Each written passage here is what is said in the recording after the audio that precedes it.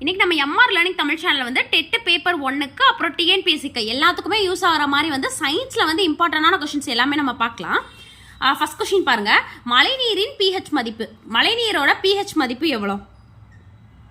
மழைநீருக்கு pH மதிப்பு எவ்வளோ? 5.6. Ozone படல சிதைவு உருவாவது. ஓசோன் படலத்தோட சிதைவு வந்து எதனால உருவாகுது அப்படின்னு கேட்குறாங்க. உயிர் பெருக்கம்னால தான் வந்து அந்த ஓசோன் படலத்தில் வந்து சிதைவு வந்து உண்டாகுது. கீழ்கண்டாட்சியில் வந்து எது வந்து தவறானது, தவறான கூற்றை வந்து கண்டுபிடிக்க சொல்லியிருக்கிறாங்க.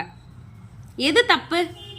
தூய நீர் 5 ppmக்கும் குறைவாக BOD அந்த மதிப்பை வந்து பெற்றிருக்கும் அப்படின்னு வந்து கொடுத்துருக்கிற கூற்று மட்டும் தவறானது. தூய நீர் வந்து 5 ppmக்கு குறைவான BOD மதிப்பை வந்து பெற்றிருக்கும் அப்படின்னு கொடுத்துருக்கிறது தவறான கூற்று.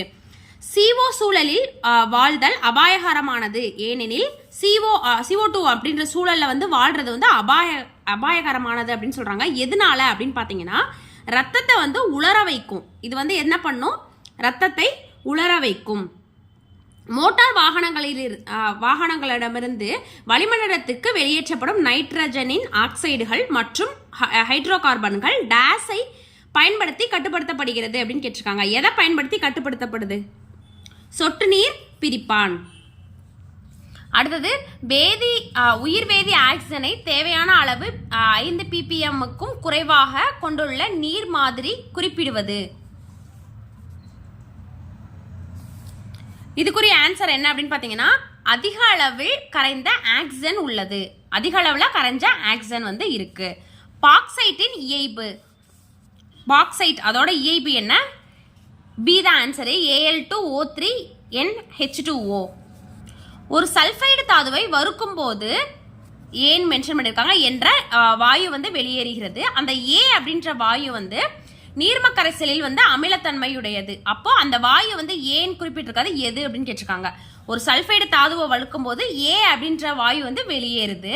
அது வந்து ஒரு அமிலத்தன்மையுடையது. அந்த வாயு எது அப்படின்னு கேட்டிருக்காங்க. எது அப்படின்னா வந்து H2O.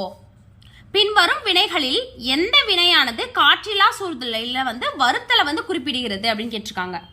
எது காற்றில்லா சூழல்? ஆன்சர் வந்து சி, MgCO3. இது வந்து MgO + CO2 அப்படின்னு வந்து பிரிக்கிறது.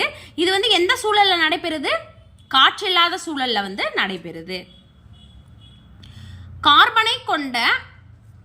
கார்பனை கொண்டு உலோகமாக ஒடுக்க இயலாத உலோக ஆக்சைடு எது? எது அப்படின்னு பார்த்தீங்கன்னா Al2O3. அடுத்தது ஹால் ஹைட்ரால்ட் செய்முறையின்படி பிரித்தெடுக்கப்பட்ட உலோகம்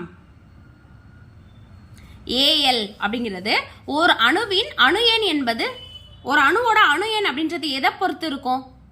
அதோட புரோட்டான்களோட எண்ணிக்கையை பொறுத்து இருக்கும். ஆன்சர் வந்து புரோட்டான்களின் எண்ணிக்கை.